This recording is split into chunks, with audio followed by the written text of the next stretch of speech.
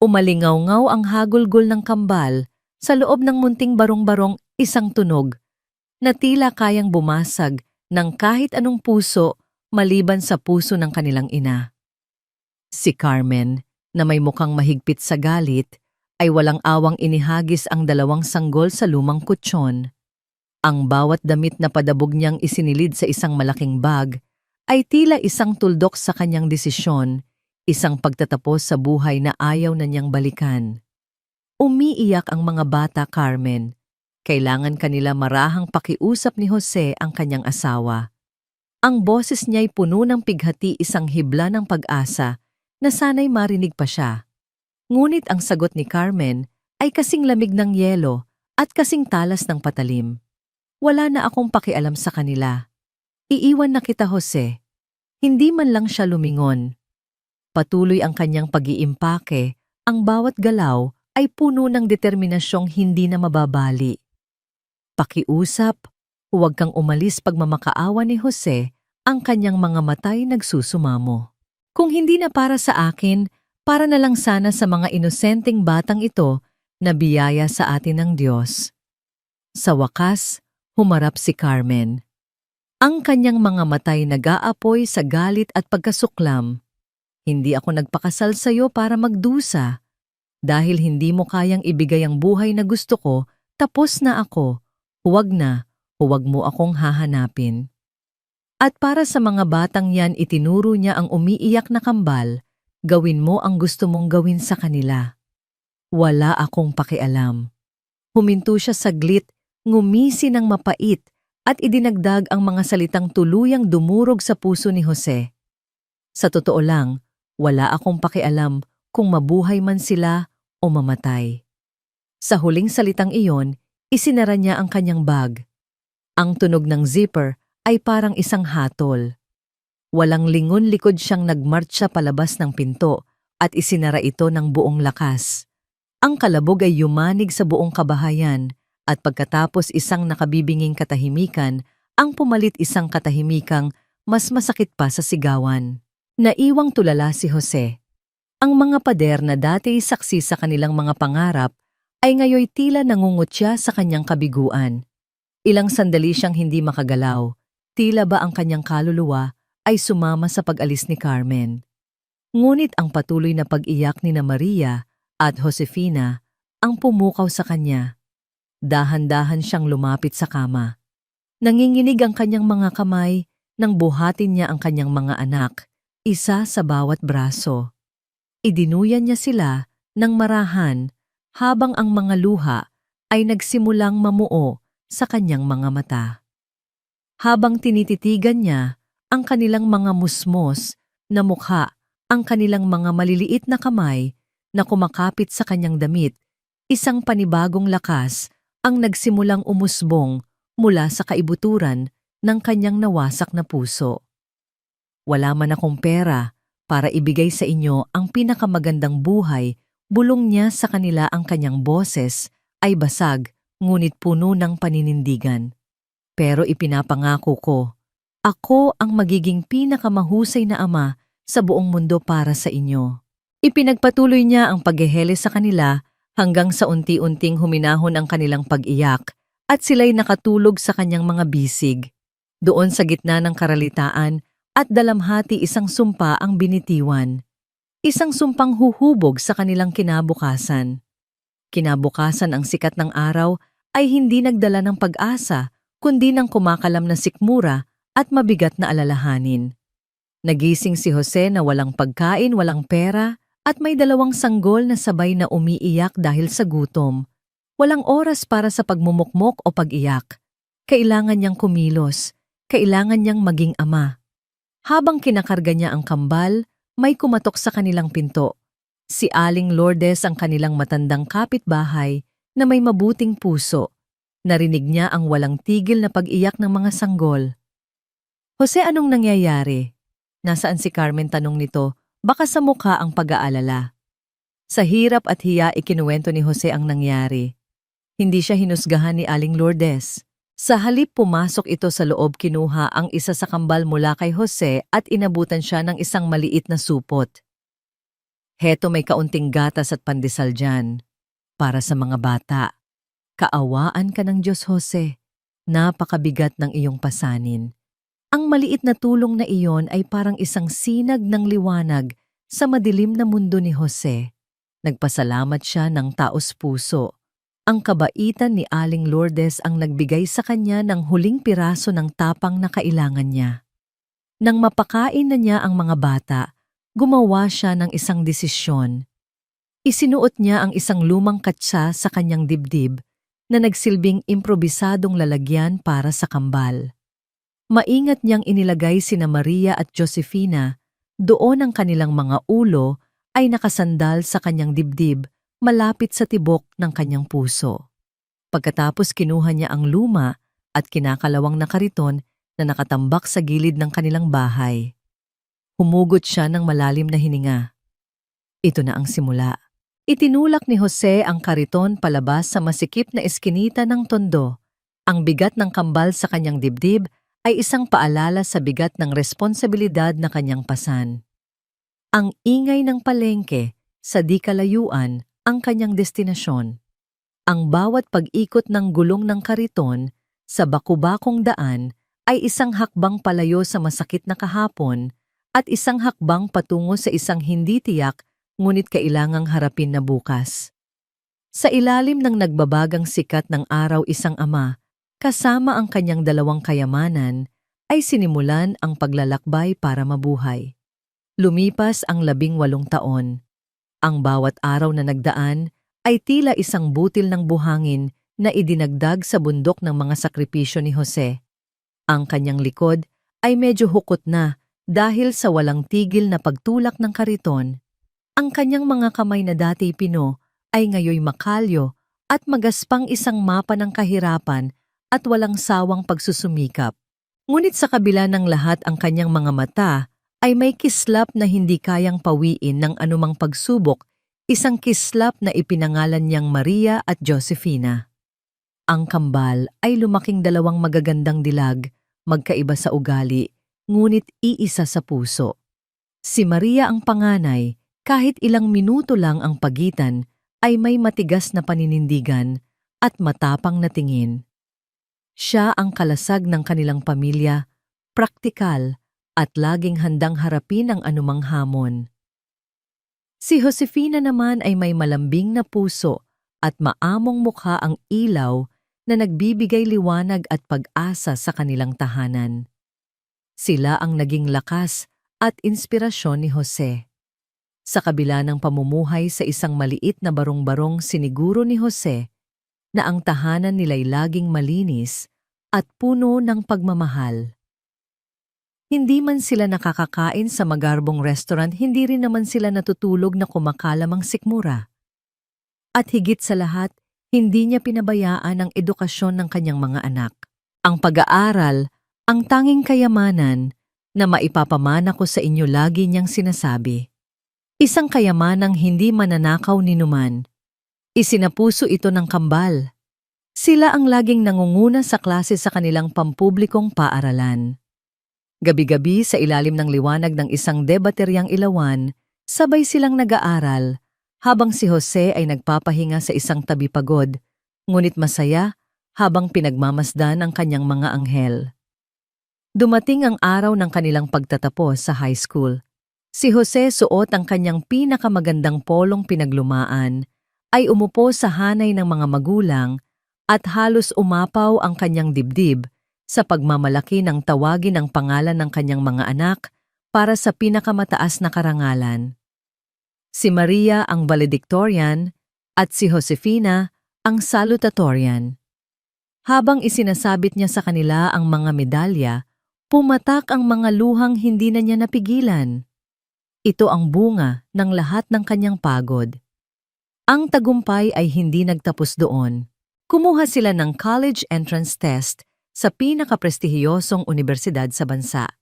Pagkalipas ng ilang linggo, isang hapon, umuwi ang kambal na nag-uunahan sa pagtakbo, may dalang ngiti na abot hanggang tainga.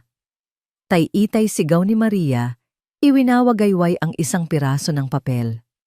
Nakapasa po kami. Pareho po tayong sa College of Medicine, Itay, Dugtong ni Josefina niyakap nang mahigpit ang kanilang ama. Nabitawan ni Jose ang kanyang baso ng tubig. Tinitigan niya ang mga resulta at muling tumulo ang kanyang mga luha, ngunit sa pagkakataong ito purong kaligayahan. Mga doktor ang mga anak ko. Ang mga anak ni Jose magiging doktor buong pagmamalaki niyang sigaw. Nagkunwari siyang naglalakad na parang isang importanteng tao, pinatong ang kamay sa baywang at itinaas ang kanyang noo. Tatawagin na akong tatay ng mga doktora. Nagtawanan silang tatlo. Ang kanilang munting tahanan ay napuno ng halakhak at pangarap. Sa gabing iyon, nagdiwang sila sa pamamagitan ng isang espesyal na hapunan pritong isda at maraming kanin. Ang simpleng salo-salong iyon ay mas masaya pa sa anumang handaan sa malalaking mansyon. Ngunit nang ang gabi ay lumalim at ang kanyang mga anak ay mahimbing nang natutulog ang ngiti sa mga labi ni Jose ay naglaho. Dahan-dahan siyang pumasok sa kanyang maliit na silid. Umupo siya sa gilid ng kanyang papag. Ang kanyang mga balikat ay biglang bumagsak sa bigat ng katotohanan. Kinuha niya ang papel na naglalaman ng listahan ng mga babayarin sa unibersidad. Tuition fee, miscellaneous fees, libro, laboratory equipment. Ang mga numero ay tila mga sundalong sumusugod upang wasakin ang kanyang mga pangarap para sa mga anak. Saan siya kukuha ng ganito kalaking pera? Ang kanyang kinikita sa pagkariton ay sapat lamang para sa kanilang pang-araw-araw na pagkain. Ibinaba niya ang kanyang ulo at bumulong sa sarili. Lahat ng taon ng pagsisikap ko. Ngayon na nagtagumpay ang mga anak ko, hindi ko man lang kayang pagbayarin ang kanilang matrikula. Naramdaman niya ang isang pamilyar na kirot, ang parehong pakiramdam ng kawalang kapangyarihan noong araw na siya'y iniwan ni Carmen. Siya'y isang bigo. Isang amang bigo. Sa kabilang silid, nagising si Maria dahil sa isang mahinang tunog. Nakinig siyang mabuti. Isang pigil na hikbi. Sinilip niya ang kanyang ama sa siwang ng pinto. Doon nakita niya ang kanyang ama, ang kanyang haligi, ang kanyang bato na nakaluhod sa tabi ng kama, ang kanyang mga balikat ay nanginginig sa tahimik na pag-iyak. Diyos ko, tulungan niyo po ako, narinig niyang bulong ni Jose sa gitna ng mga hikbi. Wala po akong maibibigay sa kanila. Sila na lang po ang mayroon ako. Huwag niyo pong ipagkait sa kanila ang pangarap nila dahil sa kahirapan ko. Ginigising ni Maria si Josefina. Walang salitang namutawi sa kanilang mga labi. Sabay nilang pinakinggan ang bawat salita ng panalangin at pagluha ng kanilang ama. Ang bawat hikbi ay tila isang punyal na tumatarak sa kanilang mga puso. Sa buong buhay nila, hindi nila nakitang umiyak ang kanilang ama. Hindi kailanman. Ngunit sa gabing iyon, siya'y durog na durog dahil sa kanila. Bumalik sila sa kanilang higaan, yumakap sa isa't isa, at walang imik na umiyak sa kanilang mga unan. Ang mga luhang iyon ay hindi para sa kanilang sariling pangarap na gumuho, kundi para sa sakit na nararamdaman ng kanilang ama. Bago sumikat ang araw, sila'y nag-usap. Ang kanilang mga matay may bakas pa ng pag-iyak, ngunit ang kanilang mga boses ay puno na ng determinasyon. Hindi na natin hahayaang umiyak si Itay ng ganito. Ate, sabi ni Josefina. Tumango si Maria, ang kanyang mga kamao ay nakakuyom. Tama ka. Ang pangarap nating maging doktor ay makakapaghintay, pero ang pagtulong kay Itay hindi na.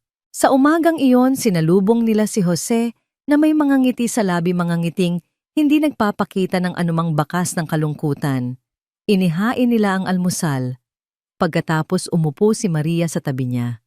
Itay, nag-usap po kami ni Josefina, panimula niya. Hindi na po muna kami magdodoktor. Nagulat si Jose. Ano? Bakit, mga anak? Itay, malambing na sabi ni Josefina, hinawakan ang magaspang na kamay ng ama. May mas maganda po kaming plano. Magtatayo po kami ng maliit na karinderya. Magaling po tayong magluto, hindi ba kikita tayo ng pera? At kapag nakaipon na tayo, babalik po kami sa pag-aaral. Pero sa ngayon, tayong tatlo ang magtutulungan. Nakita ni Jose sa mga mata ng kanyang mga anak ang isang desisyong buo na at hindi na mababago. Ang desisyong iyon ay hindi nagmula sa pagsuko, kundi sa pagmamahal. Niyakap niya ng mahigpit ang kanyang kambal. Sa sandaling iyon alam niyang hindi siya nabigo bilang isang ama. Dahil ang tunay na kayamanang naipamana niya sa kanila ay hindi salapi, kundi isang pusong marunong magmahal at magsakripisyo. At ang kayamanang iyon ang magiging simula ng isang bagong kabanata sa kanilang buhay. Ang amoy ng ginisang bawang at sibuyas na sinundan ng mabangong singaw ng bagong saing na kanin ang naging opisyal na pabango ng kanilang bagong buhay. Sa isang maliit na espasyong inupahan nila malapit sa palengke, itinayo ng mag-aama ang karinderya ni Itay. Si Josefina na may likas na galing sa pagluluto ang reyna ng kusina. Ang kanyang adobo at sinigang ay mabilis na naging bukang-bibig ng mga trooper ng jeep, mga kargador at mga estudyanteng naghahanap ng masarap at murang pagkain. Si Maria naman sa kanyang pagiging organisado at mabilis kumwenta ang namamahala sa kaha at sa mga parokyano. At si Jose na may ngiting laging nakapaskil sa labi ang tagahugas tagabuhat at higit sa lahat ang inspirasyon nilang dalawa. Ang kanilang karinderya ay maliit lamang, ngunit ito'y malinis at laging puno ng tawanan. Ang bawat sentimong kanilang kinikita ay maingat nilang itinatabi sa isang lumang lata ng biskwit, isang simbolo ng kanilang unti-unting pag-ahon mula sa kahirapan. Isang maulang Biyernes ng hapon, habang abala ang lahat sa pagligpit, isang lalaking naka-Amerikana ang nagmamadaling pumasok para sumilong. Umorder ito ng kape, at mabilis na umalis nang tumila ang ulan, tila may mahalagang hinahabol. Pagod na, ngunit masaya nililinis ni Josefina ang huling lamesa nang may masagi ang kanyang kamay, sa ilalim nito isang itim at makintab na briefcase na gawa sa balat. Mukha itong mamahalin at hindi nababagay sa kanilang simpleng kainan. At itawag niya kay Maria. May naiwan pong briefcase. Dinala nila ito sa likod. Ang bigat nito ay hindi pangkaraniwan. Dahil sa kuryosidad at sa pag-asang may makikita silang pagkakakilanlan ng may-ari, maingat nila itong binuksan. Natigilan sila. Ang kanilang mga mata ay nanlaki sa gulat. Sa loob na kasalansan, ang makakapal na tali ng dolyar at mga importanteng dokumento. Nagkatinginan ang magkapatid. Ang halagang iyon ay higit pa sa sapat para sila'y makapag-aral sa kolehiyo at makabili ng bagong bahay. Ang tukso ay isang malamig na kamay na tila humahaplos sa kanilang mga puso. Si Maria ang praktikal ay napaisip sa lahat ng problema na kayang lutasin ng perang iyon. Si Josefina naman ang mahabagin ay inisip ang pag-aalala at hirap ng taong nakaiwan nito. Ngunit ang mga aral na itinuro sa kanila ni Jose ay mas malakas kaysa sa anumang tukso. Isinara nila ang briefcase. Nang gabing iyon, ipinakita nila ito sa kanilang ama. Tinitigan ni Jose ang briefcase, pagkatapos ay ang kanyang mga anak. Walang bakas ng pagkagahaman sa kanyang mukha, tanging pagmamalaki lamang. Tama ang ginawa ninyo mga anak, mahinahon niyang sabi. Hindi sa atin ang perang yan. Ang dangal na itinuro ko sa inyo, iyan ang tunay nating yaman. Huwag kayong mag-alala, tiyak na babalikan yan ng may-ari. Kinabukasan maaga silang nagbukas, dala-dala ang briefcase. Ilang sandali pa lang isang makintab na itim na kotse ang huminto sa tapat ng kanilang karinderya. Bumaba mula rito ang parehong lalaking naka-Amerikana kahapon. Ang kanyang mukha ay puno ng pag-aalala. Miss, tanong niya sa magkapatid, hindi niyo ba napansin kung may naiwan akong itim na briefcase dito kahapon? Walang imik na iniabot ni Maria ang briefcase. Agad itong binuksan ng lalaki at nakahinga nang maluwag nang makitang kumpleto ang laman. Salamat. Maraming salamat, mabilis niyang sabi.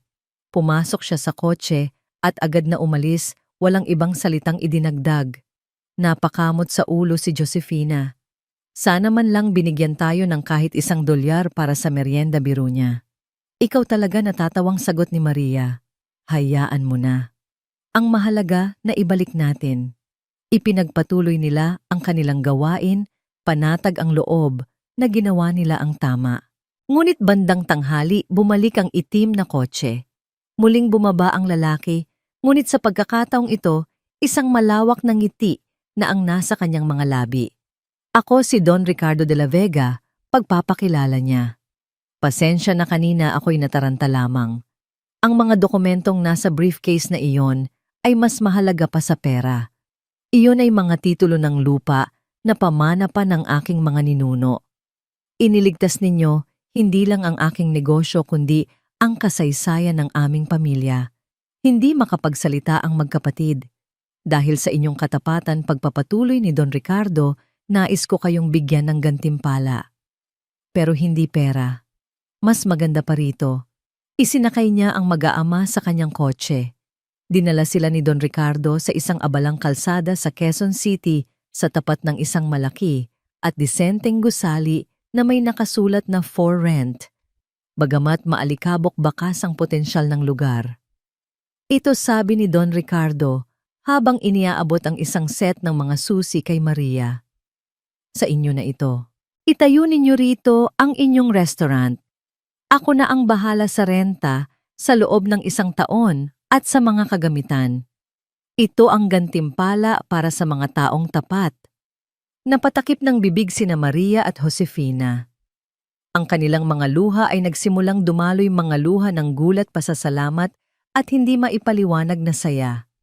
Si Jose na nakatayo sa likuran nila ay napatingala sa langit at tahimik na nagpasalamat. Pagkalipas ng ilang linggo, naganap ang engrandeng pagbubukas. Isang malaking signboard ang itinaas, Maria and Josefinas. Ang loob ay malinis, maliwanag at puno ng mga bagong mesa at upuan. Ang kusina ay kumpleto sa gamit. Si Jose suot ang malinis na polo ang sumasalubong sa mga bisita sa pinto. Si Maria nasa isang modernong cash register. At si Josefina sa kanyang uniforme bilang chef ang namumuno sa isang kusinang 10 beses na mas malaki kaysa sa dati nilang buong karinderya. Mula sa unang araw dinumog ng mga tao ang Maria and Josefinas.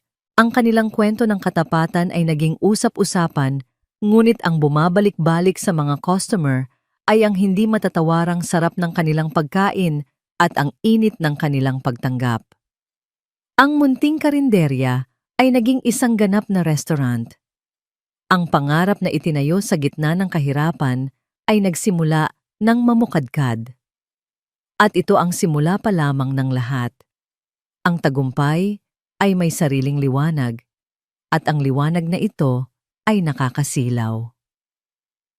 Ang kwento ng Maria and Josefinas ay mabilis na kumalat sa buong Kamaynilaan, hindi lamang dahil sa masarap na pagkain, kundi dahil sa inspirasyong hatid nito. Ngunit ang liwanag ay lumilikha rin ng anino, at sa anino may mga matang nagmamasid. Sa tuktok ng isang makintab na gusali sa Makati, nakaupo si Don Arturo de Villa sa kanyang malawak na opisina. Siya ang hari ng isang imperyo ng mga restaurant, 1 taong sanay na walang kompetisyon at walang sinasanto. Ang kanyang mukha ay kasing tigas ng marmol. Ang kanyang mga mata ay kasing lamig ng bakal. Ano itong report na ibinibigay mo sa akin, Ramon? Tanong niya sa kanyang kanang kamay, hindi inaalis ang tingin sa syudad sa ibaba. Sir, iyan po ang sales report para sa huling quarter. Medyo bumaba po ang kita ng branch natin sa Quezon City, nanginginig na sagot ni Ramon. Bumaba sa wakas, lumingon si Arturo. Ang kanyang tingin ay sapat na para manginig ang sinuman. Sa aking imperyo walang bumababa. Ang lahat ay umaakyat. Ano ang dahilan? Isang bago pong restaurant, sir. Maria and Josefinas ang pangalan. Sila po ang kumukuha ng halos lahat ng customer natin sa lugar na iyon. Isang mahinang tawa ang kumawala sa mga labi ni Arturo, isang tawang walang kagalakan. Maria and Josefinas. Anong klaseng pangalan yan? Parang pangalan ng mga katulong.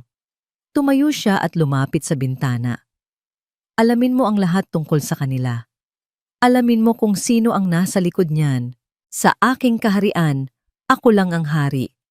Ang lahat ng susubok na umagaw sa aking korona ay dapat pugutan. Ang utos ay malinaw. Isang bagyo ang paparating, ngunit sina Maria at Josefina ay abala sa sikat ng kanilang araw, walang kamalay-malay sa namumuong dilim. Samantala sa Maria and Josefina's kasagsagan ng tanghalian. Ang lugar ay puno ng masasayang customer at abalang mga waiter. Sa gitna ng kaguluhan, isang babae ang pumasok. Siya'y payat na payat, ang kanyang damit ay luma at halatang hindi sukat sa kanya. Ang kanyang buhok ay magulo at ang kanyang mga mata'y pagod, tila bapasan niya ang lahat ng problema sa mundo. Ang kanyang itsura ay malayo sa karaniwang mga customer ng restaurant. Agad siyang hinarang ng isang waiter. "Pasensya na po, ma'am, pero bawal po rito ang..." Hindi na naituloy ng waiter ang sasabihin nang makita siya ni Josefina mula sa counter. Nakita niya ang desperasyon sa mga mata ng babae. Lumapit siya rito. "Ano po ang kailangan ninyo?" malambing na tanong ni Josefina. "Trabaho," garalgal na sagot ng babae, halos isang bulong. "Kahit anong trabaho. Maghuhugas ako ng pinggan, maglilinis ng sahig, magtatapon ng basura. Pakiusap, kailangan ko lang ng trabaho." Ang kanyang boses ay basag puno ng pagsusumamo. Si Maria, na abala sa pag-aasikaso ng bayad, ay napansin ang eksena. Lumapit siya, ang kanyang muka ay seryoso. Tiningnan niya ang babae mula ulo hanggang paa. Ang kanyang mga mata ay puno ng pagdududa. "Pasensya na, pero puno na kami, matigas na," sabi ni Maria. "Ate," saway ni Josefina. "Josefina, tingnan mo siya. Hindi natin siya kilala. Paano kung magnanakaw pala yan?" bulong ni Maria sa kapatid. Ngunit ang puso ni Josefina ay puno ng awa. "Ate, tingnan mo ang kalagayan niya. Kailangan niya ng tulong. Hindi ko kayang talikuran ng isang taong ganito na ang itsura. Tayo rin nanggaling tayo sa hirap, di ba?" Ang mga salitang iyon ay tumama kay Maria, ngunit hindi pa rin nawala ang kanyang pag-aalinlangan. Sa huli na naig ang kabutihan ni Josefina. "Sige po," sabi ni Josefina sa babae. "Pwede kayong magsimula sa hugasan ng pinggan." Isang hindi mailarawang pasasalamat ang gumuhit sa mukha ng babae. Ang mga luhang kanina pa niya pinipigilan ay tuluyan ng bumagsak. "Salamat. Maraming salamat." Hindi niya sinabi ang kanyang tunay na pangalan. Para sa lahat sa restaurant, siya lang ang bagong tagahugas. Kinahapunan ng medyo humupa na ang tao, dumating si Jose, may dalang merienda para sa kanyang mga anak. Ang kanyang mukha ay nagliliwanag sa pagmamalaki sa tuwing papasok siya sa restaurant na iyon. "Mga anak, kamusta ang araw ninyo?" masaya niyang bati. "Okay naman tay," sagot ni Maria habang pinupunasan ang counter. May bahid pa rin ng inis sa kanyang boses. Si Josefina nagpasok ng bagong tagahugas. Isang pulubi na napulot lang sa kalye. "Maria," saway ni Jose. "Huwag kang magsalita ng ganyan sa kapwa." Ngumiti siya. "Nasaan ba ang kusina? Babatiin ko ang ating mga masisipag na staff." Humakbang si Jose patungo sa kusina, sumisitsit pa ng isang pamilyar na kanta. Itinulak niya ang swinging door na naghihiwalay sa dining area at sa mainit at maingay na kusina. Sa loob, abala ang lahat. May naghihiwa ng gulay, may nagpiprito. At doon sa pinakadulo sa tabi ng malaking lababo, may isang babaeng nakayuko, walang tigil sa pagkayod ng mga natuyong kanin sa mga plato. Nakatalikod ito sa kanya. "Magandang hapon sa inyong lahat," bati ni Jose. Dahil sa kanyang boses, bahagyang lumingon ang babae sa lababo. Nahagip ng ilaw ang gilid ng kanyang mukha. Natigilan si Jose. Ang kanyang ngiti ay naglaho. Ang puso niya ay biglang kumabog ng sobrang bilis, tila gusto nitong kumawala sa kanyang dibdib. Tinitigan niyang mabuti ang babae. Ang pamilyar na hubog ng kanyang panga ang paraan ng pagtali niya sa kanyang buhok. Nabitawan ni Jose ang dala niyang plato ng pansit at puto. Ang tunog ng nabasag na porselana ay tila isang putok ng baril sa maingay na kusina. Natigil ang lahat. Napalingon ang bawat isa sa kanya. At sa wakas dahan-dahang humarap ang babaeng naghuhugas ng pinggan. Ang kanilang mga mata ay nagtagpo. Ang mundo ni Jose ay huminto sa pag-ikot.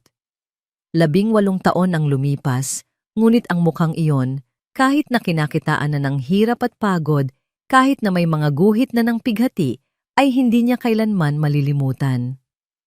Iyon ang mukha na gumigising sa kanya sa gitna ng kanyang mga bangungot. Iyon ang mukha ng babaeng dumurog sa kanyang puso at tinalikuran ng kanilang mga anak. Carmen ang pangalan ay lumabas sa kanyang mga labi na parang isang sumpa, isang bulong na puno ng sakit at hindi makapaniwalang pait. Ang mukha ni Carmen ay biglang namutla na parang nakakita ng multo. Ang hawak niyang plato ay dumulas mula sa kanyang nanginginig na mga kamay at lumagabog sa sahig nagkapira-piraso. Ang kanyang mga labi ay bumuka, ngunit walang tunog na lumabas. Tila ba ang lahat ng kasinungalingan at pagtatago ay gumuho sa isang iglap.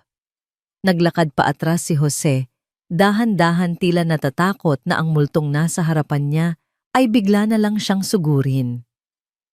Bumalik siya sa dining area, ang kanyang paghinga ay mabigat at mabilis. Sinalubong siya ng nag-aalalang tingin ng kanyang mga anak. Tay, anong nangyari? Tanong ni Maria habang pinupulot ang mga bubog sa sahig. Hindi sumagot si Jose. Ang kanyang tingin ay nakapako sa pinto ng kusina. Itay, sino po ba yung babae? Tanong ni Josefina. Ang kanyang boses ay puno ng pagtataka. Kilala niyo po ba siya? Tumingin si Jose sa kanyang 2 anak, ang bunga ng kanyang pagmamahal at paghihirap. Ang 2 anghel na pinalaki niya ng mag-isa. Paano niya sasabihin sa kanila? Paano niya ipapakilala ang anino mula sa kanilang nakaraan na bigla na lang nagkatawang tao sa loob mismo ng kanilang pinaghirapang pangarap? Humugot siya ng isang malalim at nanginginig na hininga. Tinitigan niya sila ng diretso sa mata. Ang kanyang sariling mga mata ay nagsisimula ng mamasa. Ang babaeng naghuhugas ng inyong mga pinggan, nagsimula siya, ang bawat salita ay tila isang tinik na bumabara sa kanyang lalamunan. Ang babaeng kinaawaan mo, Josefina. Ang babaeng iyon ay si Carmen. Huminto siya at sa katahimikan na sumunod ibinagsak niya ang huling salita na yayanig sa mundo ng kanyang mga anak. Ang ina ninyo. Habang ang pamilya ni Jose ay abala sa pagharap sa multo ng kanilang nakaraan, sa kabilang dako ng syudad si Don Arturo de Villa ay nagsisimula ng isagawa ang kanyang masamang balak. Hindi siya naniniwala sa simpleng kompetisyon, naniniwala siya sa dominasyon. At para dominahin ang isang kalaban, kailangan mo munang hanapin ang kahinaan nito. Sa kanyang malawak na opisina, ipinatawag niya ang kanyang nag-iisang anak na lalaki, si Enzo.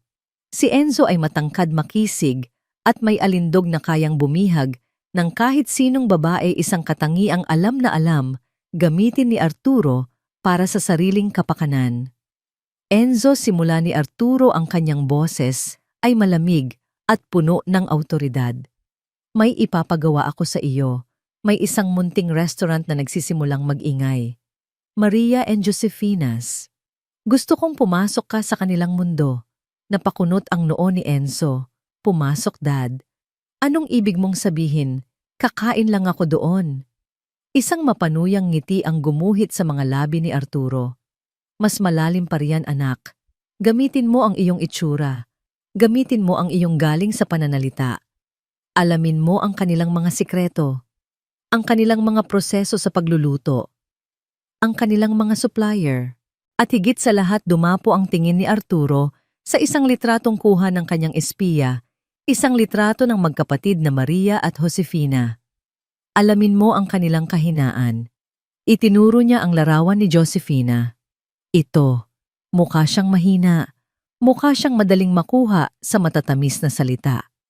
Paibigin mo siya, kunin mo ang kanyang tiwala, at kapag nasa palad mo na siya doon, natin sila wawasakin.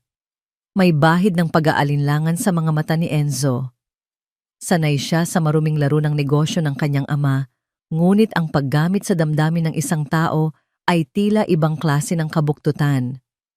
Ngunit sa ilalim ng matigas na titig ng kanyang ama, wala siyang nagawa kundi tumango. Masusunod po, Dad. Kinabukasan pumarada ang isang mamahaling sports car sa di kalayuan mula sa Maria and Josefina's. Bumaba si Enzo, suot ang isang simpleng damit para hindi magmukhang mayaman. Pumasok siya sa restaurant na parang isang ordinaryong customer. Agad na nahagip ng kanyang mga mata si Josefina na abala sa pag-aasikaso ng mga order sa counter. Isang matamis na ngiti ang laging kasama ng kanyang serbisyo.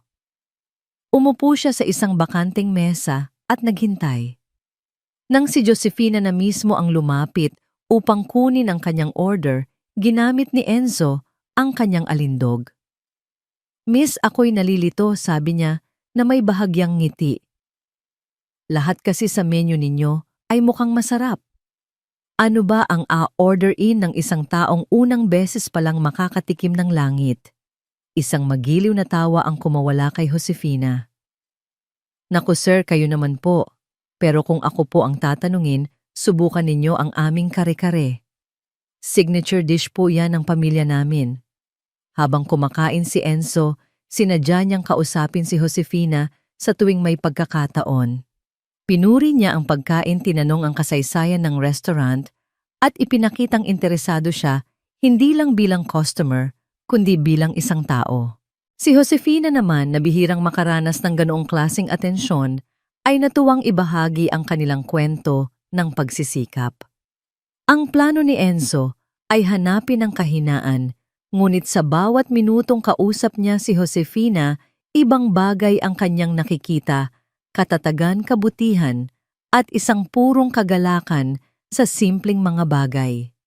Ang mga katangiang ito ay kabaligtaran ng mundong kanyang ginagalawan, isang mundong puno ng pagkukunwari at kasakiman.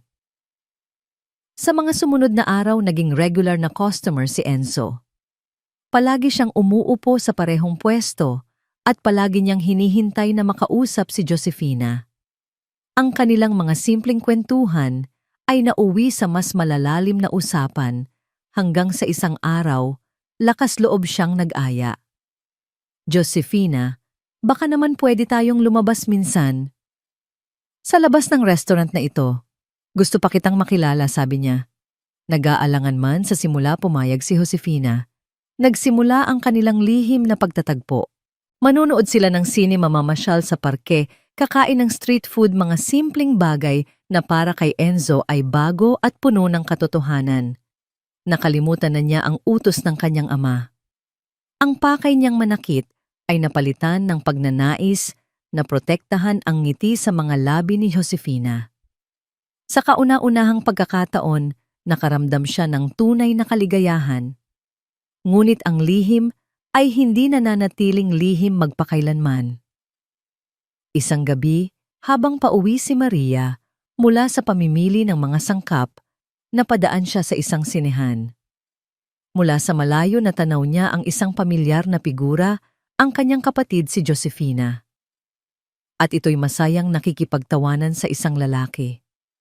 Nang masilayan niya kung sino ito, nanigas siya sa kanyang kinatatayuan. Ang lalaki ay si Enzo, ang misteryosong customer na sa kanyang pakiramdam ay masyadong perpekto para maging totoo.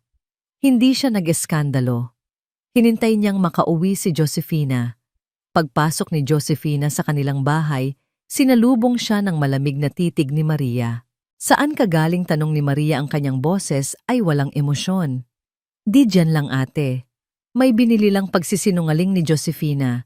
Kasama si Enzo, direktang tanong ni Maria. Natigilan si Josefina. Ang pamumula ng kanyang mga pisngi ay sapat ng sagot. "Josefina, nakikita mo ba ang ginagawa mo?" Pagpapatuloy ni Maria, may bahid na ng galit at pag-aalala.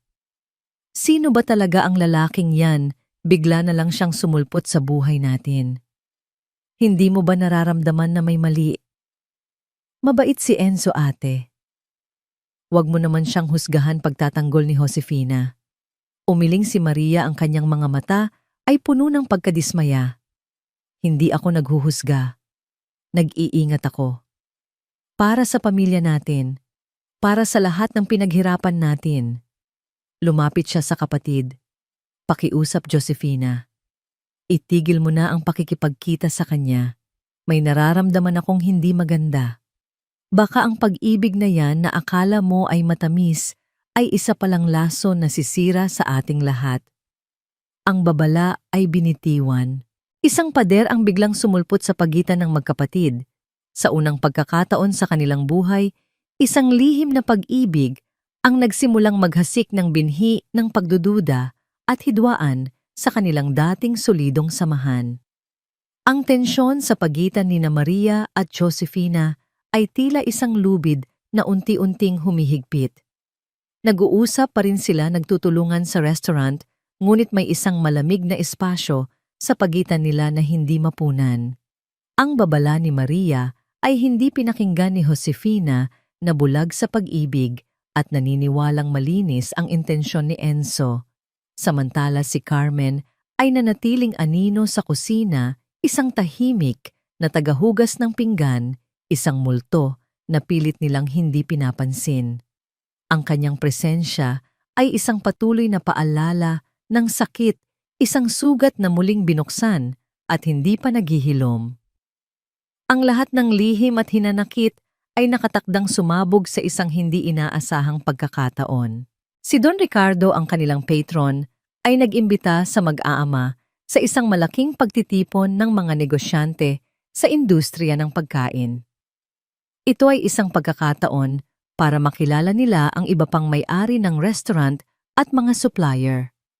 Ito na ang pagkakataon ninyong ipakilala ang Maria and Josefinas sa mas malaking mundo, sabi ni Don Ricardo sa kanila. Pumayag ang mag-aama, hindi alam na ang gabing iyon ang magiging entablado ng pinakamalaking pagbubunyag sa kanilang buhay. Sa gabi ng pagtitipon, dumating sina Jose Maria at Josefina sa isang marangyang hotel ballroom. Nasisilaw sila sa kislap ng mga chandelier at sa mga eleganteng kasuotan ng mga bisita. Habang kinakausap nila ang ilang negosyante, isang malakas na boses ang pumukaw sa atensyon ng lahat. Isang karangalan na makasama kayong lahat ngayong gabi, anunsyo ng MC.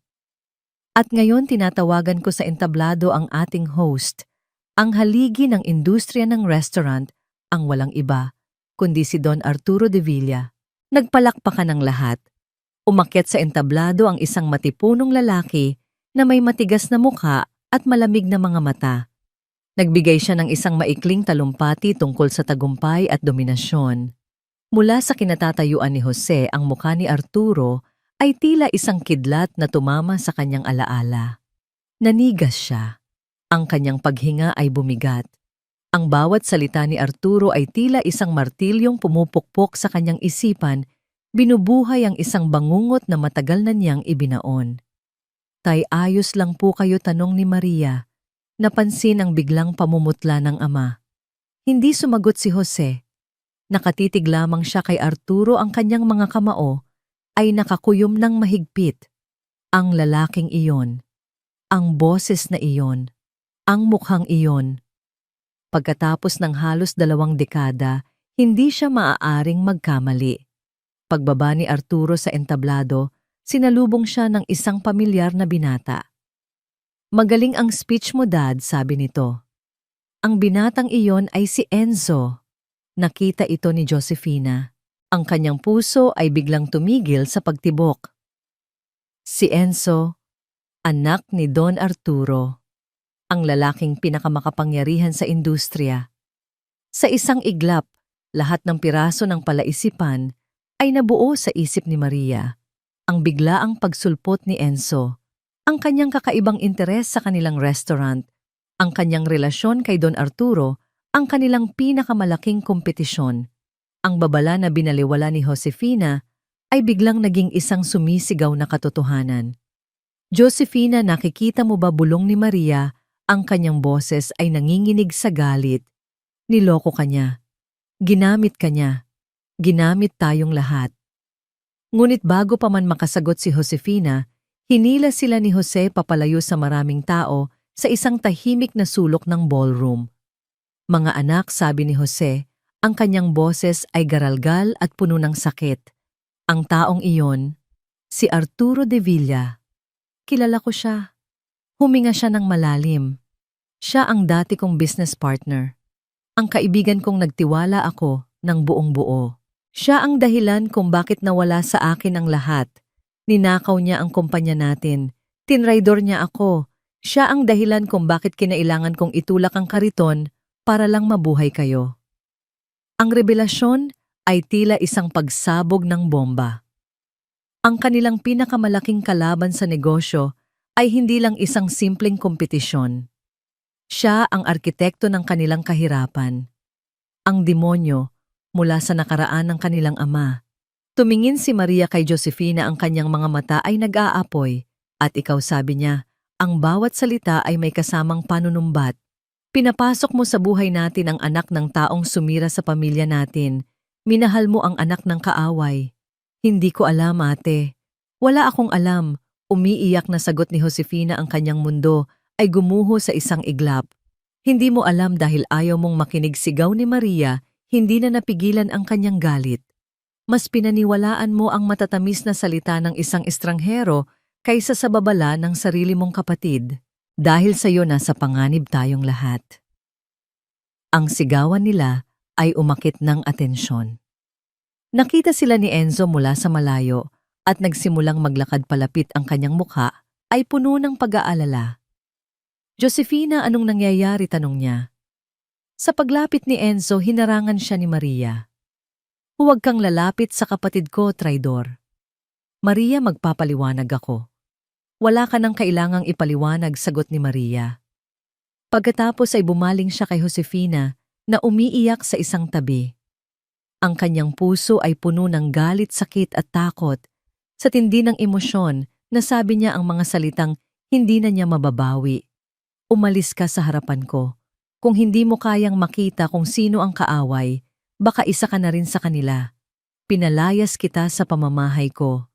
Ang salitang pinalayas ay tumama kay Josefina na parang isang sampal. Napatingin siya sa kanyang ate, sa kanyang ama at kay Enzo. Ang lahat ng taong mahalaga sa kanya ay nasa gitna ng isang digmaang hindi niya maintindihan. Umiiyak, tumakbo si Josefina palabas ng ballroom papalayo sa lahat. Iniwan niya ang isang pamilyang wasak-wasak na ngayon ay kailangang harapin ang isang kaaway na may mukha na. At isang sugat sa pagitan ng magkapatid na mas malalim pa kaysa dati. Ang gabi ng selebrasyon ay naging gabi ng pagkawasak. Ang pagtakbo ni Josefina palabas ng ballroom ay ang hudyat ng pagsisimula ng isang walang awang digmaan. Ang mga maskara ay natanggal na. Ang mga linya ay naguhit na sa buhangin. Para kay Don Arturo de Villa, hindi na ito simpleng kompetisyon. Ito ay personal na.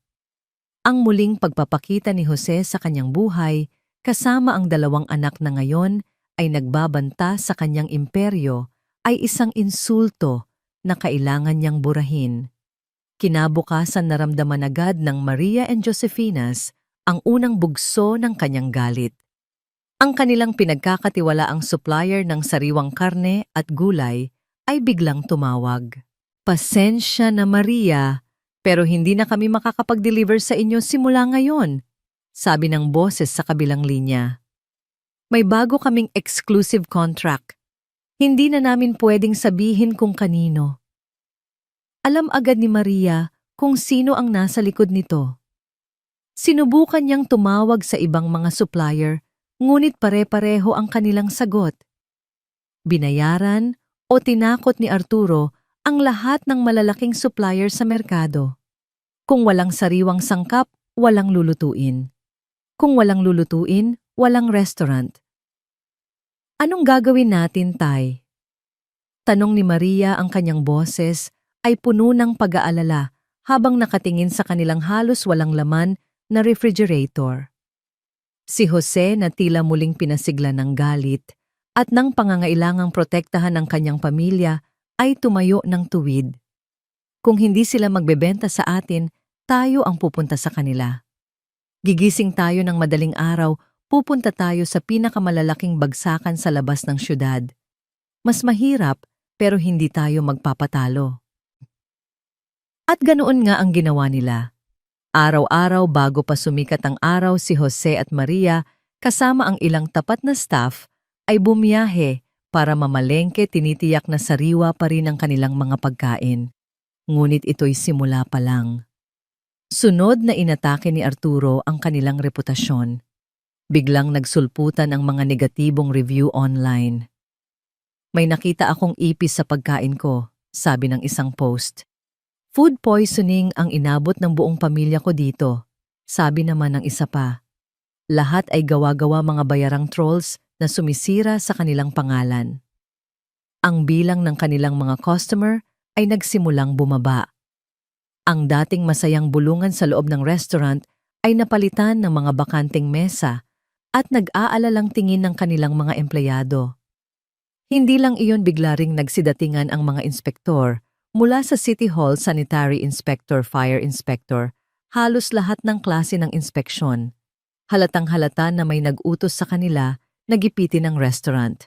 Bawat maliit na bagay ay pinupuna at binigyan sila ng mga multa at babala ng pagpapasara. Ang bigat ng lahat ng ito ay pasan-pasan ni Maria. Ang kanyang kapatid na dapat sana'y kasama niya sa laban ay wala. Mula ng gabing iyon, hindi na umuwi si Josefina. Nakitira ito pansamantala kay Aling Lourdes, ang kanilang kapitbahay, na itinuring na nilang pangalawang ina. Ang puso'y wasak at isipay gulong-gulo. Si Maria ay naging mas matigas, mas galit. Kaya natin tutay, lagi niyang sinasabi. Kahit wala siya, hindi natin kailangan ng isang traidor. Ngunit sa gabi, kapag mag-isa na lang siya sa kanyang silid, tinitingnan niya ang bakanting kama ni Josefina at ang galit ay napapalitan ng isang malalim na kalungkutan at pangungulila. Si Jose ang naging tulay. Sa araw siya ang nagpapalakas ng loob ni Maria at ng kanilang mga staff. Huwag kayong bibitaw. Ipakita natin sa kanila kung gaano tayo katibay. Sigaw niya habang nagbubuhat ng mga sako ng bigas. Ngunit sa gabi, palihim siyang dumadalaw kay Josefina. Anak, marahan niyang sabi habang inaabutan ng mainit na sabaw ang umiiyak na si Josefina. Alam kong masakit. Alam kong nagkamali ka. Pero hindi ka nag-iisa. Kasalanan ko po lahat, itay. Hikbi ni Josefina. Dapat nakinig ako kay ate. Nasira ko po ang lahat. Hindi pa huli ang lahat para itama ang mali.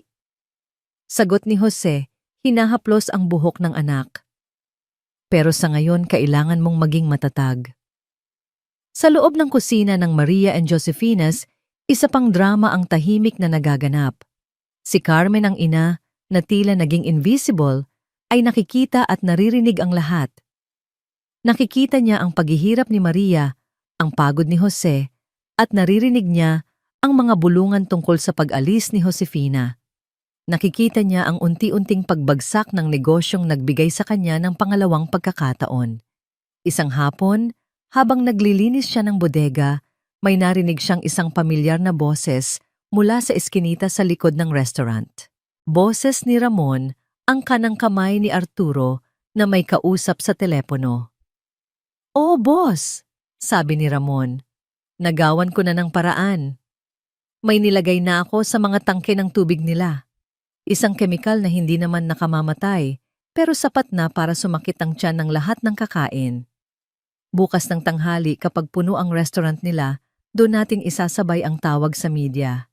Ang headline, mass food poisoning sa sikat na restaurant. Katapusan na nila to." Naniga si Carmen sa kanyang kinatatayuan. Ang kanyang puso ay nagsimulang dumagundong. Ito na ang huling dagok.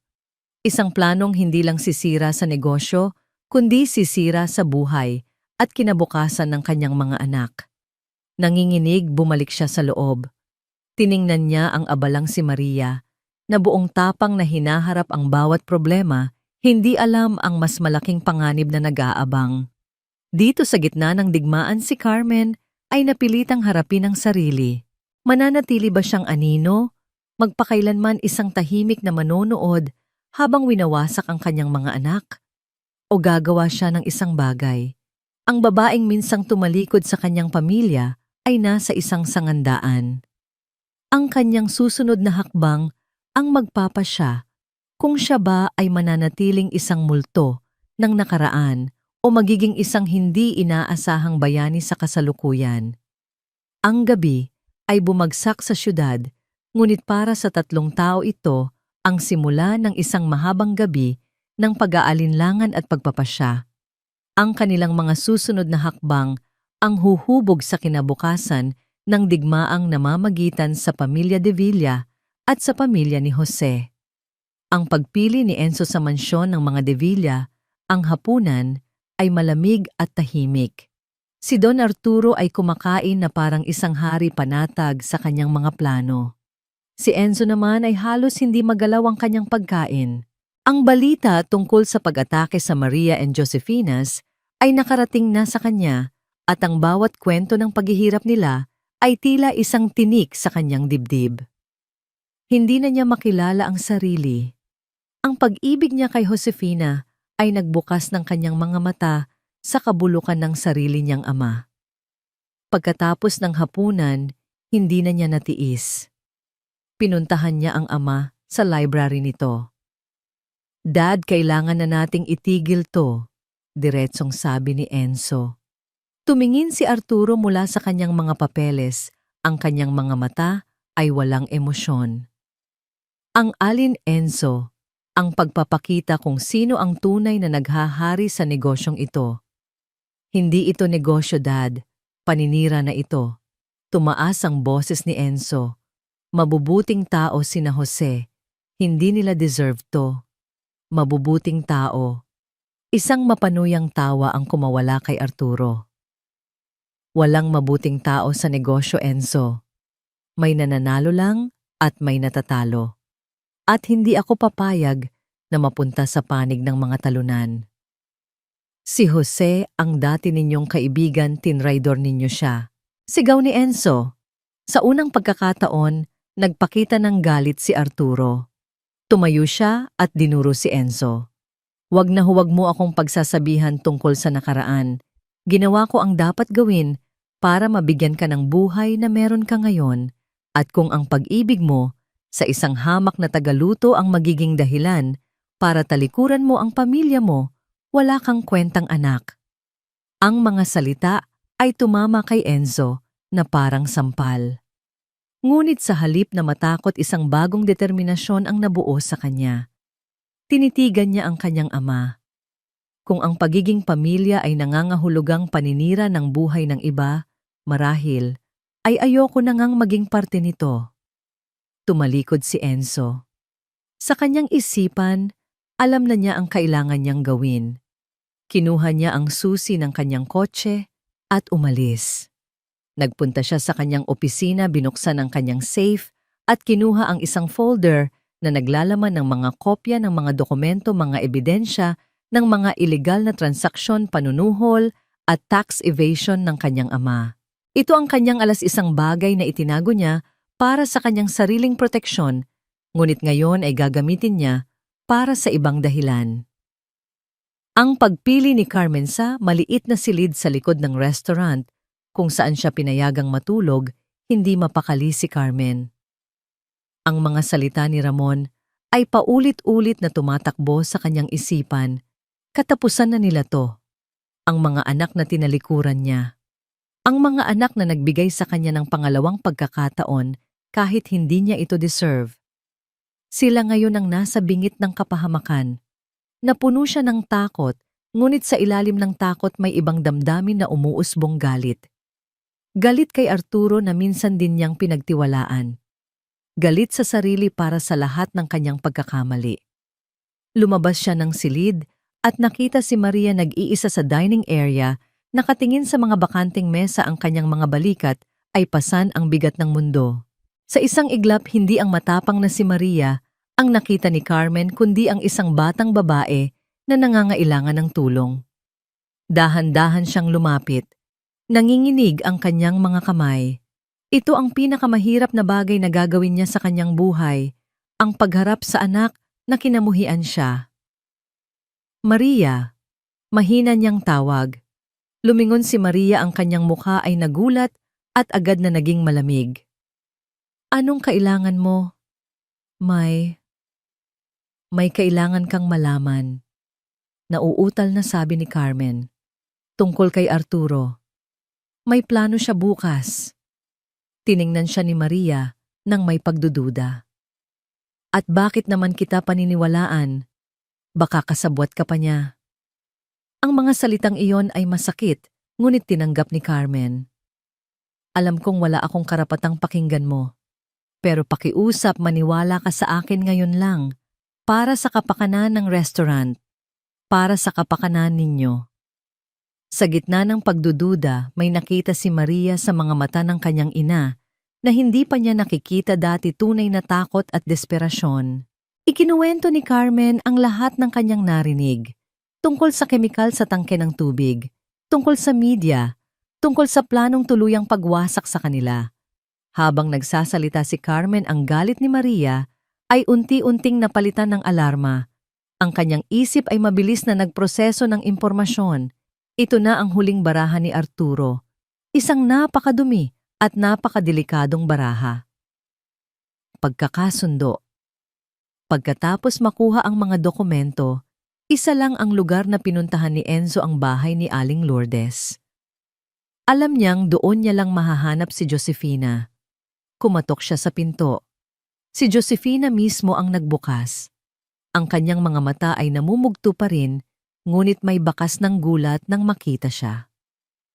Enzo, anong ginagawa mo dito? Josefina, pakinggan mo ako, sabi ni Enzo.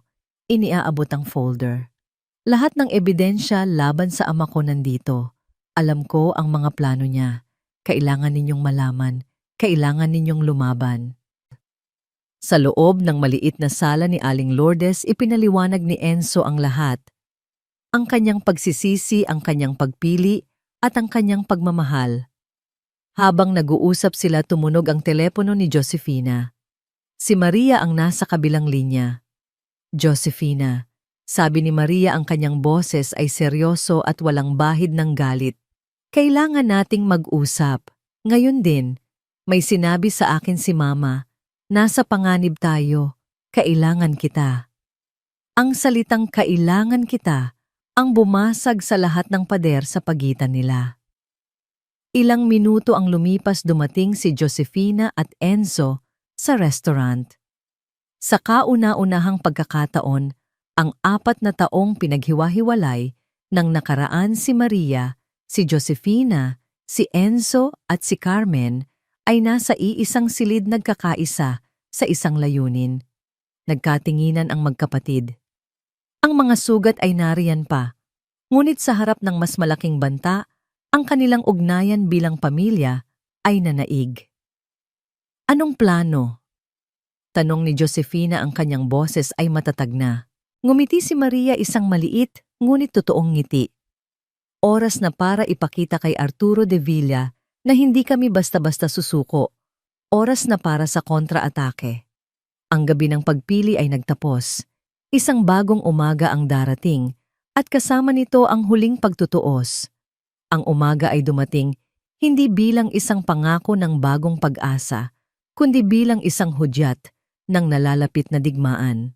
Ang Maria and Josefinas ay nagbukas gaya ng dati, ngunit sa likod ng mga ngiti at pag-aasikaso, isang detalyadong plano ang isinasagawa. Ang hangin ay mabigat sa tensyon, bawat isa sa kanila ay may kanya-kanyang papel sa huling pagtatanghal na ito. Ang pain.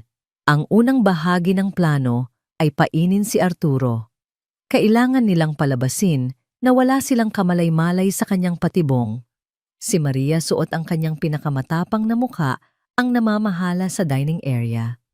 Si Jose, na may kumpiyansa, ang sumasalubong sa mga bisita. Ang restaurant ay unti-unting napuno, eksakto sa inaasahan ni Arturo. Sa isang sulok nakaupo ang ilang customer na halatang mga reporter na naghihintay lang ng senyas. Sa kusina si Carmen at Josefina ang magkasama. Habang abala ang lahat sa pagluluto, palihim nilang isinagawa ang kanilang parte, kumuha sila ng sample ng tubig mula sa gripo at maingat itong isinilid sa isang sterile na lalagyan.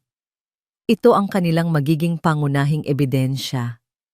Ang pagbaligtad ng sitwasyon, bandang alauna ng tanghali sa kasagsagan ng dami ng tao, pumasok si Ramon ang kanang kamay ni Arturo na may kasamang 2 unipormadong pulis at isang grupo ng media na may daladalang mga kamera. Walang kikilos. Sigaw ni Ramon ang kanyang boses ay umaalingaw-ngaw sa buong restaurant. Isinasara namin ang lugar na ito sa utos ng Department of Health. May mga ulat kaming natanggap ng malawakang food poisoning. Ang mga customer ay nagsimulang magpanik. Ang mga kamera ay nagsimulang mag-flash. Ito na ang eksenang pinakahihintay ni Arturo. Mula sa kanyang kotse sa di kalayuan, pinapanood niya ang lahat sa isang live feed sa kanyang tablet, isang ngisi ng tagumpay ang nasa kanyang mga labi. Ngunit hindi takot ang isinagot ni Maria. Sa halip isang kalmadong boses ang kanyang binitiwan. "Mga Ginoo, mga binibini," sabi niya gamit ang mikropono ng maliit na sound system ng restaurant. "Huminahon po tayong lahat, walang food poisoning na nagaganap dito." "Anong ibig mong sabihin?" mayabang na tanong ni Ramon. "May mga biktima na kami." Talagang tanong ni Maria habang naglalakad papunta sa gitna. Dahil ang lahat ng pagkain at inumin na aming isinilbi ngayong araw, tumigil siya saglit ay hindi gumamit ng tubig mula sa aming tangke. Lahat ay mula sa purified water na ipinadeliver namin kaninang madaling araw. Natigilan si Ramon. Ang ngisi sa mukha ni Arturo ay unti-unting naglaho. At tungkol sa inyong paratang, pagpapatuloy ni Maria, nagkataon lang na may sarili kaming ebidensya. Sa senyas ni Maria, binuksan ang isang malaking TV screen na naka-install sa dingding. Isang video ang umere, isang malinaw na CCTV footage mula sa likod ng restaurant noong gabi. Kitang-kita rito ang isang lalaki na maingat na umaakyat at may ibinubuhos sa kanilang tangke ng tubig. At ang lalaking iyon ay si Ramon. Namutla si Ramon. Ang mga pulis at media ay napatingin sa kanya. At hindi lang yan, dagdag ni Maria. Biglang bumukas ang pinto at pumasok si Enzo kasama ang kanyang abogado at mga ahente mula sa National Bureau of Investigation, NBI. Arturo de Villa, anunsyo ng lead agent ng NBI habang tinitingnan ang kamera ng media na alam niyang nanonood si Arturo. "Inaaresto ka namin para sa mga kasong tax evasion, bribery at attempted public endangerment." Inilatag ni Enzo sa isang mesa ang folder na puno ng ebidensya. Ang lahat ng panlilinlang ni Arturo ay nabunyag na sa publiko live. Ang huling harapan alam ni Arturo na tapos na siya. Sa halip na tumakas sa tindi ng galit at pagkapahiya, bumaba siya ng kotse at nagmartsa papasok ng restaurant tila isang nasugatang leon na handang manakmal sa huling pagkakataon. Diretso siyang naglakad papunta kay Jose, na tahimik na nakatayo sa isang tabi. "Ikaw," dinuro niya si Jose, "dahil sa'yo to. Kung hindi ka na lang sana bumalik." Isang hamak na kargador, "Paano mo nagawa sa akin to?" "Hindi ako ang gumawa nito sa'yo, Arturo." Mahinahong sagot ni Jose, ang kanyang boses ay matatag. "Ikaw, ang sarili mong kasakiman ang gumawa nito sa'yo." "Hindi pa tayo tapos," sigaw ni Arturo at akmang susuntukin si Jose. Ngunit bago pa man dumapo ang kanyang kamao, isang tao ang humarang sa pagitan nila. Si Carmen. "Tama na, Arturo." Sigaw ni Carmen, ang kanyang mga mata ay puno ng tapang na ngayon lang nakita ng lahat. "Tapos na ang laro mo. Ako ang saksi. Ako ang nakarinig sa lahat ng plano mo. Hindi ko hahayaang saktan mo pa ang pamilya ko." Ang salitang pamilya ko ay tumama kay Jose at sa kanyang mga anak. Natigilan si Arturo. Ang pagtataksil ng kanyang dating kasabwat ang huling pako sa kanyang kabaong. Sa pagdating ng mga pulis, para pusasan siya ang kanyang mukha, ay hindi nagpakita ng pagsisisi, kundi ng purong pagkamuhi. Habang dinadala siya palabas ang kanyang mga mata, ay nakapako kay Jose isang huling banta na walang tunog. Nang mawala na si Arturo, isang katahimikan ang bumalot sa restaurant. Ang mga customer media at pulis ay unti-unting umalis. Naiwan ang pamilya sa gitna ng kanilang tagumpay. Nagkatinginan sina Jose at Carmen. Walang salitang kailangan. Sa ginawa ni Carmen, isang maliit na tulay ang naitayo sa malawak na bangin na naghihiwalay sa kanila. Nilapitan ni Maria at Josefina ang kanilang ina. "Salamat, Mama." Sabi ni Josefina ang unang pagkakataon na ginamit niya ang salitang iyon sa loob ng 18 taon. Si Maria, na laging matigas, ay walang sinabi.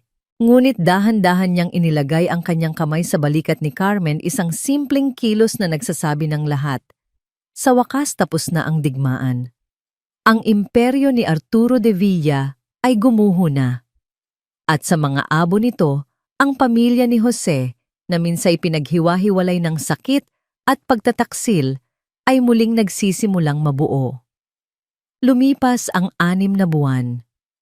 Ang iskandalong bumalot kay Arturo de Villa at ang kabayanihan ng pamilya sa likod ng Maria and Josefinas ay naging alamat sa mundo ng negosyo.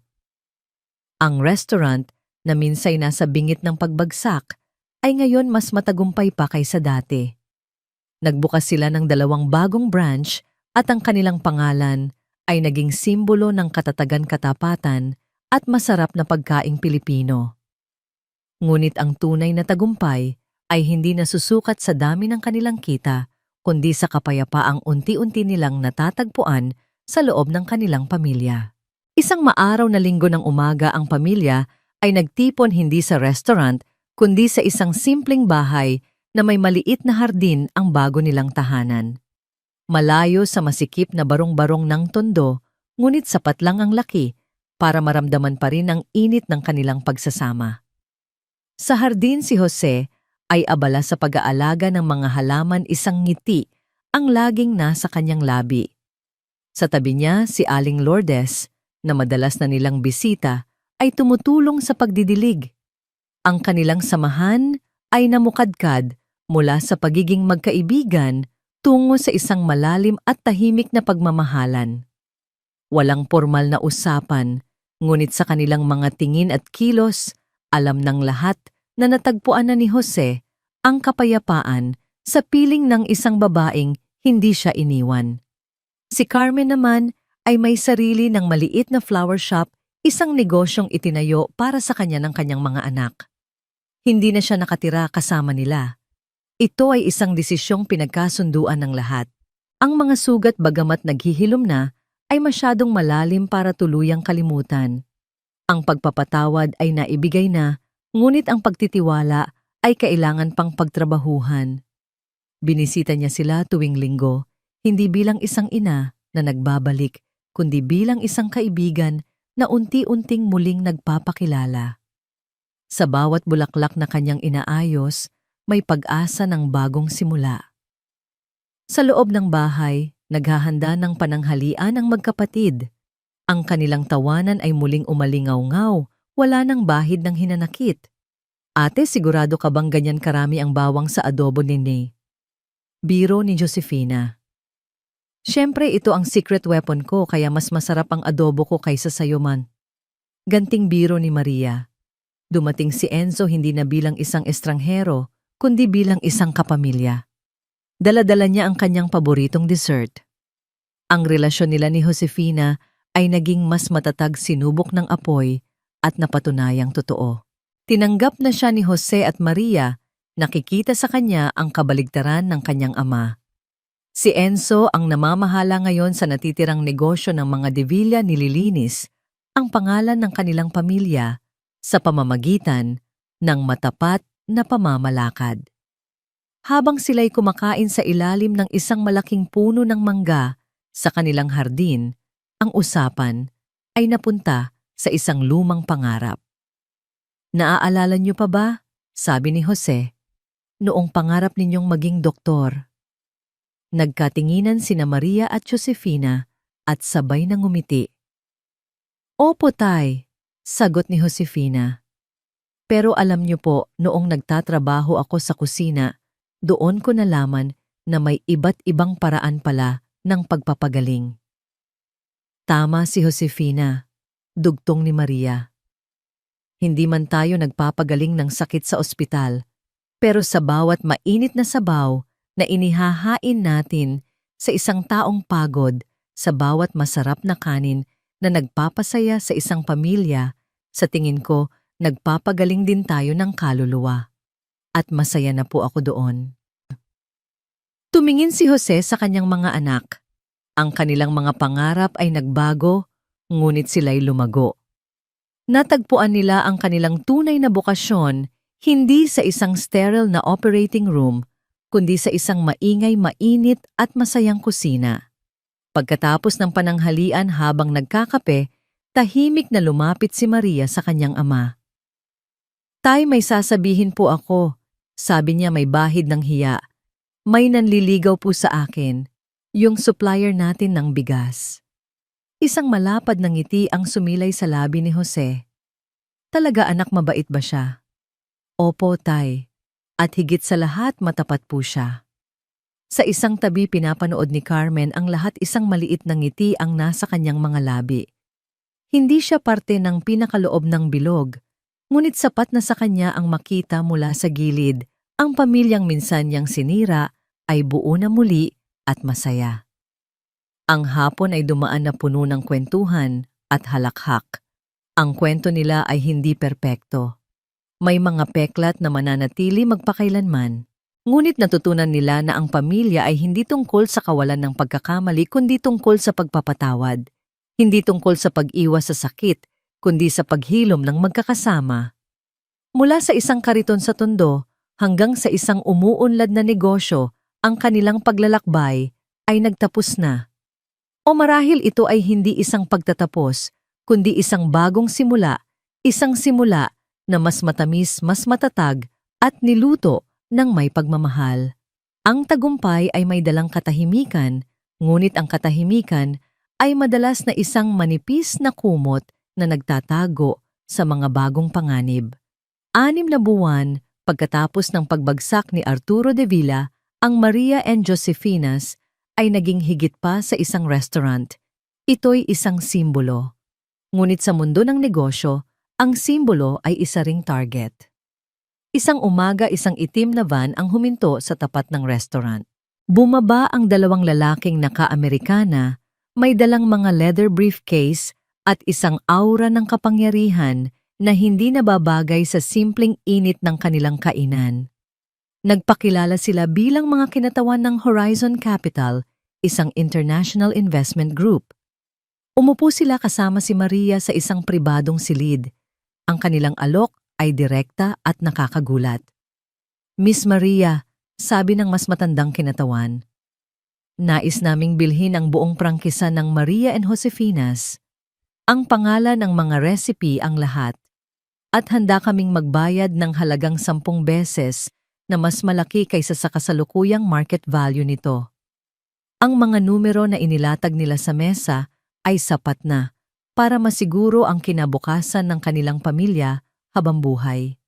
Ngunit si Maria na pinanday na ng karanasan ay hindi nasilaw. Naramdaman niya ang lamig sa likod ng kanilang mga ngiti. Salamat po sa alok, mahinahon niyang sagot. Pero ang restaurant na ito ay hindi lang negosyo para sa amin. Buhay po ito ng pamilya namin. Hindi po ito for sale. Sa kabila ng pagtanggi, hindi nagpakita ng pagkadismaya ang mga lalaki.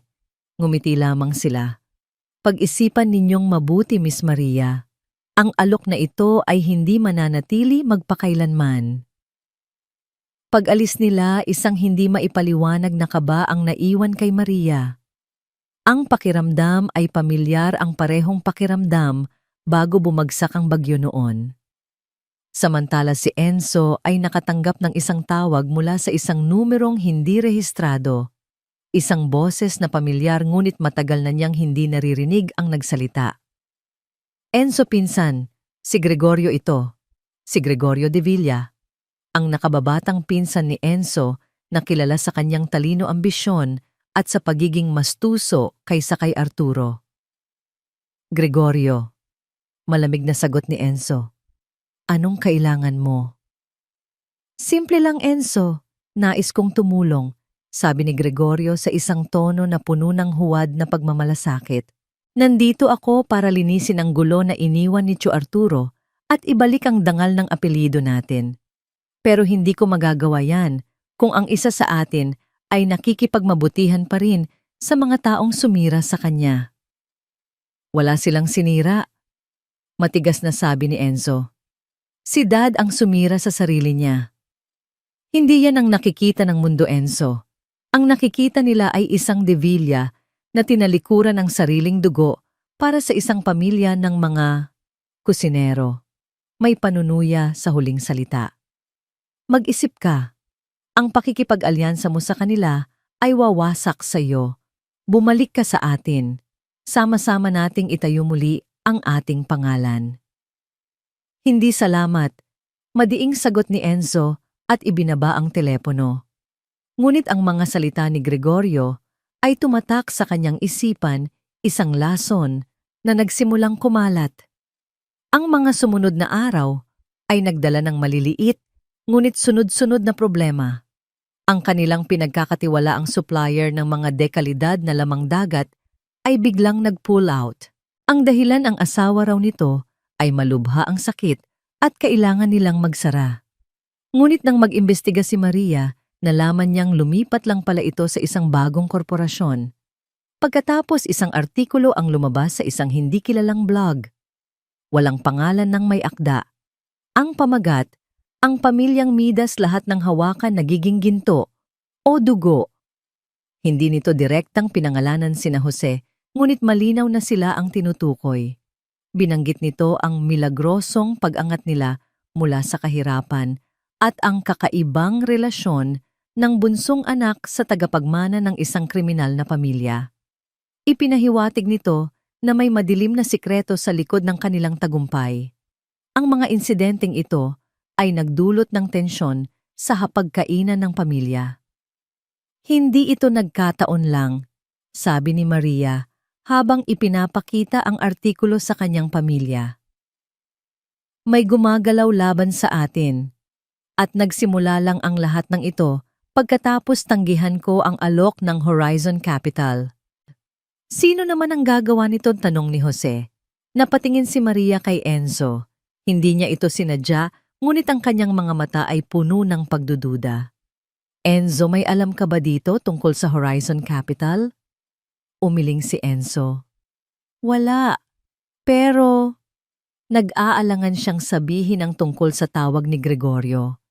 Ayaw niyang magdulot ng karagdagang pag-aalala. Ngunit nakita ni Josefina ang pag-aalinlangan sa mukha ng kanyang kasintahan. Enzo, may problema ba? Pinsan ko. Sa wakas ay pag-amin ni Enzo. Si Gregorio. Tumawag siya sa akin. Gusto niyang ibalik ang dangal ng aming pamilya. Isang malamig na katahimikan ang bumalot sa silid. At ano ang sinabi mo? Tanong ni Maria, ang kanyang boses ay may diin. Sinabi kong hindi ako interesado. Depensa ni Enzo. Josefina, alam mo namang kayo ang pamilya ko. Naniniwala ako sa'yo. Mabilis na sabi ni Josefina, hinawakan ang kamay ni Enzo. Ngunit si Maria ay tumayo hindi kumbinsido. Lumapit siya sa bintana. Josefina, mahal kita pero hindi tayo pwedeng maging bulag. Paano natin malalaman na hindi ito isa na namang plano ng pamilya De Villa, na hindi si Enzo ang pain para malaman ang kahinaan natin? Ate, nasaktang sigaw ni Josefina. Hindi ganyang klase ng tao si Enzo. Ganyan din ang sinabi mo noon. Balik ni Maria, ang dati nilang sugat ay biglang kumirot muli. Tama na. Awat ni Jose, ang kanyang boses ay puno ng awtoridad. Hindi tayo mag-aaway-away. Iyan mismo ang gusto nilang mangyari. Tumingin siya kay Maria, pagkatapos ay kay Josefina at Enzo. Magkakasama tayo dito. Ngunit habang nagsasalita siya, Napansin niya ang isang detalye sa calling card na iniwan ng Horizon Capital.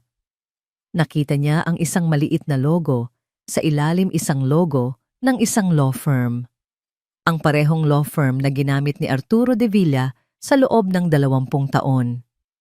Hindi ito alok sa negosyo, bulong ni Jose sa sarili habang ang piraso ng katotohanan ay nabubuo sa kanyang isipan. Ito ay isang deklarasyon ng digmaan. Ang mga anino ng apelyidong de Villa ay muling bumabalot sa kanila, mas madilim at mas mapanlinlang kaysa dati. Kung si Arturo de Villa ay isang bagyo na direktang sumasalanta, si Gregorio naman ay isang lason na dahan-dahang kumakalat sa ugat. Alam niyang ang pundasyon ng pamilya ni Jose ay hindi ang kanilang pera o kasikatan, kundi ang kanilang pagtitiwala sa isa't isa.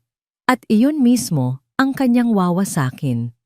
Nahanap niya ang perpektong sandata sa katauhan ni manunulat ng bayan, isang kilalang gossip blogger na kayang gumawa ng kwento mula sa kahit anong piraso ng impormasyon, totoo man o hindi.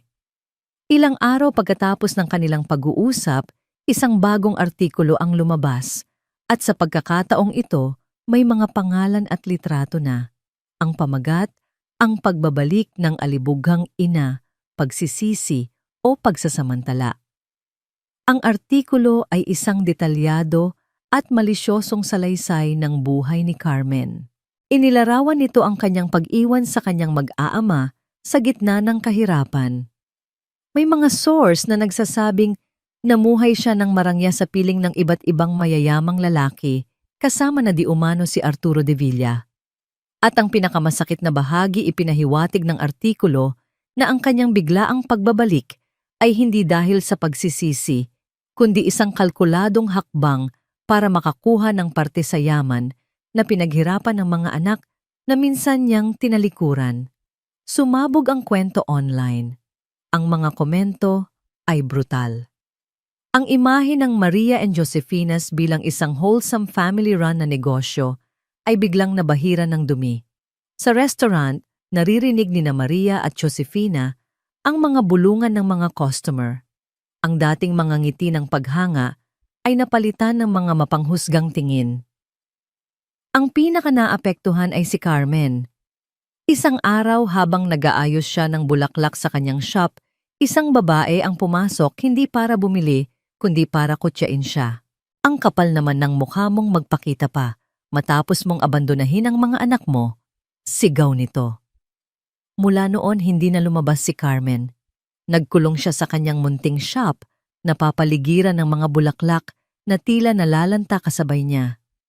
Ang bigat ng kanyang nakaraan, na akala niya'y nagsisimula ng gumaan, ay biglang bumagsak muli sa kanya, mas mabigat pa kaysa dati. Ngunit hindi pa tapos si Gregorio. Sunod niyang pinuntirya ang namumuong pag-ibig ni Maria. Si Mang Kiko, ang supplier ng bigas at manliligaw ni Maria, ay isang simple at tapat na tao. Isang hapon, nagkataong nagkasabay